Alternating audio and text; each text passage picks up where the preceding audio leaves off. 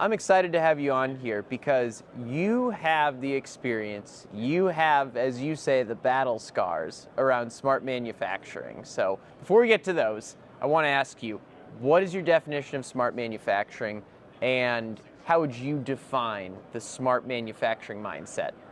Yeah, smart manufacturing is interesting, right? Because manufacturing's always been smart, let's say. It's a complicated endeavor. And in the biopharma industry, it's really complicated. Most products aren't even made in a single facility. So to me, when I think about what makes something a smart process, it's all about data, right? So if you have access to data to make decisions, you can have a better outcome. Traditionally, accessing that data from equipment has been very hard. Technology's changed a lot to make that a lot easier these days, and even throughout our transformation journey, which started in around 2016, the technology's changed so much, it's actually getting a lot easier to accomplish. So that's one thing, access to that data and information, but the real thing is the insights you can get. What decisions can I make from that data? If I'm not thinking about what I'm trying to accomplish, what outcome am I trying to drive from that data, what's the point? Right? So smart manufacturing is all about bringing more data to the table, using analytics to help you drive a decision, and then doing something about it, actually taking an action to change your outcome. Clear-cut definition, I'd say in line with a number of the definitions we're hearing this week, which is good. I was hoping for consistency. I want to get more specific with what you're doing at Pfizer, because I want to get this right. You're responsible for Pfizer Global Supply's digital transformation, an end-to-end digitization across manufacturing and supply operations. So can you describe what makes this a true transformation rather than, say, a other typical capital project or a big project? It's a great question. I would say when we started just with a strategy. So the strategy being, let's try to change the game for how manufacturing is done for Pfizer and the supply chain. Now, as we looked at that and we tried to attempt to do that, I was a team of one creating a strategy, right?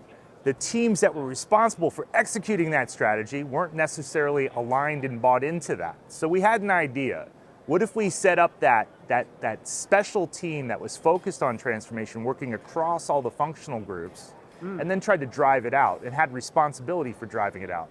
Then slowly and surely over the years, as we tried a couple different things, it became evident that, we should all be working in the same fashion.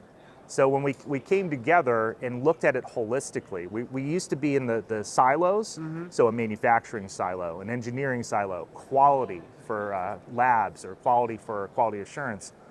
And that gets you so far. That's table stakes. You can put in core enterprise systems that create your foundation for your processes. But what it doesn't do is connect those things together. So we start to look at it holistically and say, end to end, how does the flow go? How does our material flow through a plant? How can we take a bottleneck here, fix the one issue, and then think about the 15 downstream new issues we caused because we fixed the flow issue? So it's something you have to constantly think about the flow of material through the plant and the supply chain to then ultimately reach your outcome. So I want to ask you about the team and breaking down those silos, because I think that's an important point. So you mentioned quality, you mentioned engineering. How did you form a team that made sure you weren't going to run into one department blocking progress, if you will? Well, it's funny you say that, right? Because it's not magic. It didn't always work. So I'm not going to sit here and say, oh yeah, we just magically came up with a structure that worked. It's it's constant evolution. So if I have a manufacturing 4.0 team and I have multiple quality teams, one on labs, one on quality assurance, an engineering team, they're all focused on that functional silo and they're doing really good work there. One of the things we did is we changed our entire IT methodology to Agile, but we didn't just do well at that at first. We had some issues with doing things and accomplishing our goals. It was great for 3 months and then productivity went down. We found the scaled Agile framework that helped us think about how do we structure from strategy down what needs to happen and from the teams up how they execute. And it's been a transformation over time. So we're 7 years into a transformation. We're still iterating at the top part of that pyramid. How do we fix the strategy down part? How do we align the demand to what's going on? So when we think about working in silos, I had a team, or I should say 2 teams, that created the same or similar application ones. So they were both working on a quality analytic capability, one from an engineering perspective, one from a quality perspective. Yeah. These are both my teams and they weren't talking to each other. We created the same thing twice. Yeah. That's always bad, right? So that was a call to action. Think, how could we do this differently? How do we change our demand management to bring these things together so we have these discussions? Now, we're getting there. We're not quite there 100%, but it's a constant evolution. You have to think about this. How do I bring these groups together? How do we make this change happen and then execute it? So it's getting there, I should say. So how did you create a clear vision and strategy for your transformation to make sure that you were always focused on a North Star rather than getting distracted by little things here and little things there that could be improved? I would say we got lucky in a sense. Okay. I'm part of a group called Bioforum, which is a group of executives like myself and my team members that come together in the biopharma industry to work on non-competitive stuff. In 2016, right when Pfizer was forming its digital transformation strategy, Bioforum was coming together for the first time with an IT group, so outside of the engineering world, the IT group's coming together, and the first thing we decided to do is create something called the Digital Plant Maturity Model. Okay. Took about a year to get that first draft done, but it's what does good look like on a paper process, on a silo type process, on a connected, predictive, and adaptive style process. And the adaptive stuff was things that we can't even do in our industry because of regulations and things. It's something to strive towards. That's the North Star. If we can move up that maturity curve, we look at all the hundreds of processes in biopharma manufacturing. We know what good looks like. It's documented. You can go download it off the Bioforum website. I've actually had other industry groups come and say, can we use that? I mean, they have to adapt it for their industry, but yes, it makes sense, right? Yeah. So that North Star is something that we use as our strategy in communication internally. We're trying to get the majority of our plants up to an average of a level 4. So that's a predictive level. So we're past the silo, we have data connected, and we're starting to do things analytically and horizontally across the end-to-end process to predict outcomes. We'll have some things at a level 5. It's not a one-size-fits-all, right? Each process can be a little bit different, but it's really making a big difference for us in how we communicate and how we get investment for those projects. So since we're about halfway through, I want to recap what I feel are a couple big points that I've heard. You moved from the silos to really looking at how does product flow through the facility, and that's one of the things that allowed you to connect these other departments and start doing what sounds like a true transformation rather than something that helps quality here, something that helps engineering here. What I feel like I heard you say was around that you were using models that already existed. You weren't reinventing the wheel to make this happen because you had the digital plant maturity model. Is that correct? You were already using established best practices? Even better, we helped create it, right? So we had some credibility with our own company because we could point to an external model that we participated in creating. Yes. I find that oftentimes, especially on our business side of the equation, we're looking for external answers. We're looking for a consultant to show us the way. I can say in digital transformation over the last 7 years, every consultancy that's come in and has looked at our strategies tried to poke holes in it. Yeah. There's no holes because it's pretty straightforward what we're trying to accomplish and we're executing against it. Mostly what they'll say is, can you do that faster? Yes, we can with the right investment, right? We can always do it faster. You have focus, you can invest, you can drive things out. But where I was going with that was now that best practice exists and it's out there, you helped create it, but now another manufacturer doesn't necessarily need to go out and recreate the wheel. That's correct. What you said, they have to tweak it for their specific operation, so it's not necessarily a drop-in solution, but it is something they can leverage to make their transformation easier. That's correct, yep.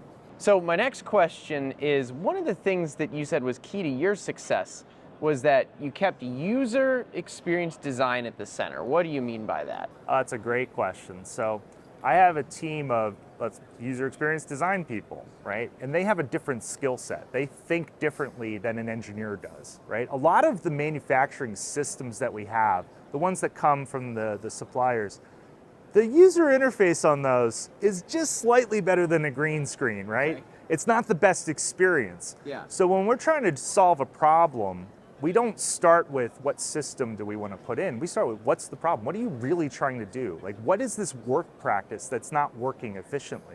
We'll go do some research, we'll do focus groups, we'll go study how they work on the shop floor or in the lab. And the shop floor, this is great. I have about 100 systems we look after on the shop floor. They use about 20 on a daily basis. You hear every single time, why does this one not talk to that one? Why do I have to log into multiple systems to do my job? So if you start to think about what that experience could be, could I build an abstraction layer on top of all these things to make it easier for someone to do their job? The change management on the shop floor is simple, right?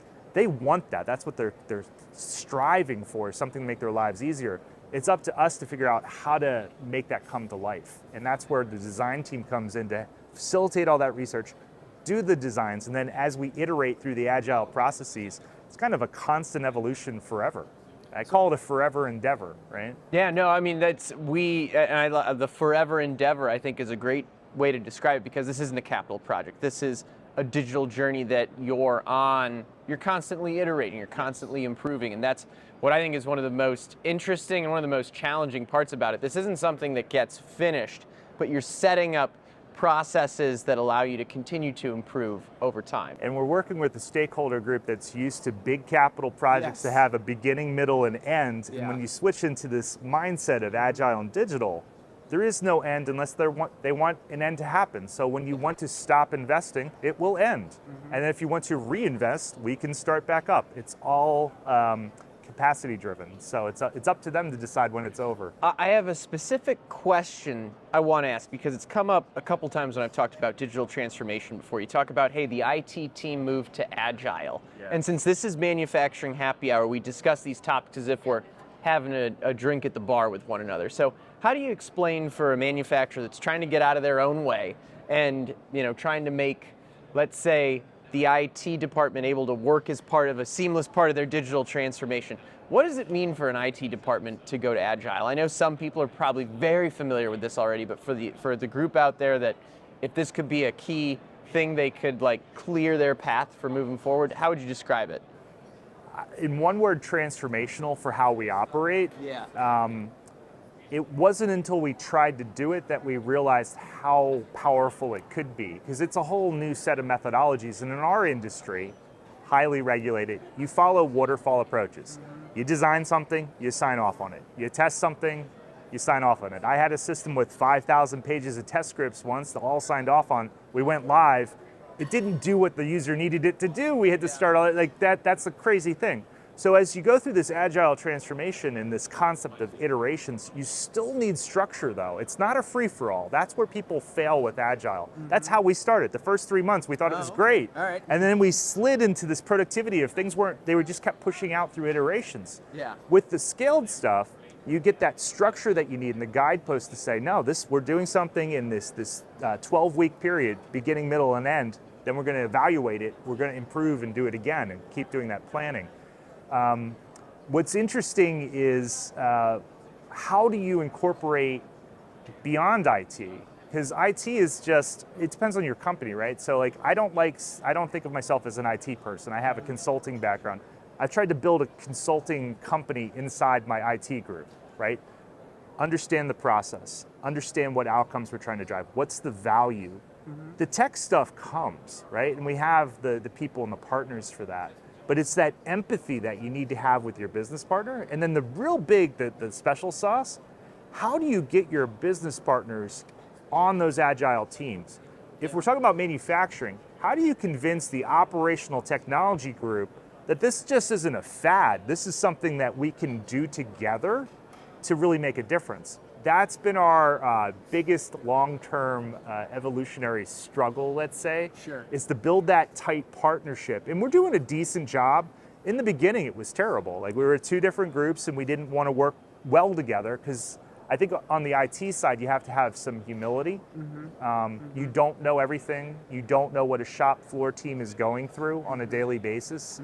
On the other side, the flip side, on the OT side, the number one question we get all the time is, what happens if the system goes down? And my answer is always do you think I want the system to go down? On the show, never, no, of course not. So we're in this together, we're one company, and we can make great things happen together.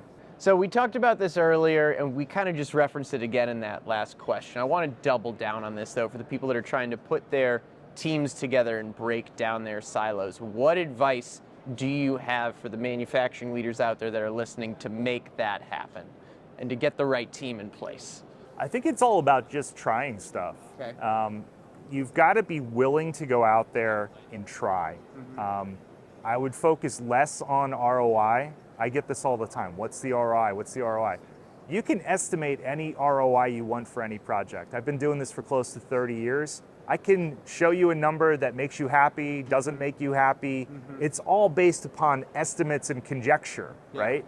At some point, you have to just trust that having more data to drive a process and help me make decisions with advanced analytics is going to create value. If you believe in that, it's a belief. If you believe in that, you can make it happen. If you don't believe in it, it might take you 2 years to get a business case approved. Technology's changed 5 times in 2 years, and it's a waste of time. So it's all about doing it, and then when it doesn't work, try something else. Iterate, change. It's not a big deal. Fail fast, that old mantra. And who are a couple of the key a few of the key stakeholders that need to be involved in this journey? We've talked about IT quite a bit. Quality's been mentioned, engineering's been mentioned. I just want to make sure we're thinking of some of the other right groups. For me, it starts at the top. So our president of manufacturing is amazing, and he really is a believer that having information, data, and digital technologies is going to change how they operate, how much efficiency they can gain, how much yield you can get out of a process with the same inputs. That's a huge winner. So with a manufacturing intelligence program, if you have input A and you can get 2x yield on a process, that's real money, right? That's your ROI, but you have to believe that's going to happen. You can estimate, sure, it's going to create X millions of dollars, but it still comes down to a belief. On the floor level or the lab level, you have to paint that picture of what's it going to look like? How's my life going to be better? They get it right away. Oh, my life's going to be better. Where you have issues is mid-management. Oh, interesting. All the time Okay, in a manufacturing plant. And I do have empathy for them, right? We're not enemies, we're in this together. But on a daily basis, they have to produce product of high quality and get it out the door because there's a lot of demand for these things. Anytime we come in, we're here to help, right? Right. You run into that, you're here to help, that's gonna be a long-term help, but today, it's disruptive. So that's a balance of the message that we have to help mid-management come through so that they understand on the other side, you're gonna have a little bit of a dip, but you're gonna come out much, much stronger. I once heard an executive describe it as it's gotta be driven from the top. Someone up top needs to believe it, but it's gotta be embraced by everyone. Everybody, and I feel like that often, we go straight to the plant floor, right? We gotta show the folks on the floor that it's gonna make their life easier. But I think you just made an incredible point that, hey, where it can be most disruptive is that middle management level that at the end of the day, they got to get stuff out the door every day. So it might be most disruptive for them, even when they're, trying to be a good corporate citizen. They're like, yes, I know this is going to help in the long run, but you're screwing up my performance review 6 months from now as well. So absolutely. I get it. No, that's a great way to describe it. Last question, and this is kind of a fun one to end on. You said that manufacturers need to have the right attitude, specifically like a willingness to try new things and be okay with failing when they're transforming. So can you wrap us up with a story of something that you tried that didn't go as planned and what you learned from it? Sure, Chris. I have quite a few of those stories, but I'm going to go with the big failure because it's the one that hurt the most and we learned the most from. Early on in our transformation, we didn't have a cloud-based data lake. And part of our vision and transformation is put all the data in the cloud and we can do amazing things with it. Well, our approach to that maybe wasn't the best. Both internally and with some external partners, we decided to put all of our enterprise system data in the cloud, manufacturing, quality, ERP, all that stuff. When it went to go live, the nightly refresh rate was 48 hours. So not enough time in the night. Yeah, I hear you. You can imagine that wasn't well received by anyone. And I think when you look back on it, we had the belief that it was the right idea, but we didn't have the execution. We didn't have the right team members with the right skills. We were trying to re-skill people to do something that they weren't familiar with. So the way we fixed that is we found people internally and externally that had that skill set, that had done this before, and then we redid it. So we lost a lot of time and a bit of money, and really that time is worse than the money, because you're then about a year behind where you thought you would be. Yeah. We've since fixed all that. It's great now, but the lesson there was fail sooner. We were hoping, you can't manage by hope, right? Yeah. We were hoping we'd be able to fix all the issues, and we didn't. I heard a couple things there. One, you were very specific about this part, fail quickly. Don't do something that's going to take a year off the project. But the other thing I heard was that you also brought in people that had experience in this area that could then fix the challenge that you were having, which I got to think in this day and age, there are now even more people out there that people can be looking for that have the experience to help them in their transformation efforts, whether it's recovering from a mistake or just doing things right the first time as well. Yeah, absolutely. I think the other key on that one is don't put all your data in the cloud for no reason. Yeah. Right? I think a lot of people have learned that lesson. Start with a use case. Start with one thing. Make sure your technology stack works. Then expand from there. We took 3 data sets when we redid this from ERP and our quality and lab systems. We reused those 15 times for different applications. So we were creating value much faster, and then building out the rest of the data lake. I gotcha. So prioritize where there can be repeatability and scalability. Yes. Awesome. Well, Mike, I know we went long, but I had to get as much knowledge as I could from you on this because you've been there, done that, and more manufacturers need to hear from folks like you. So thank you so much for jumping on the show today. All right. Cheers.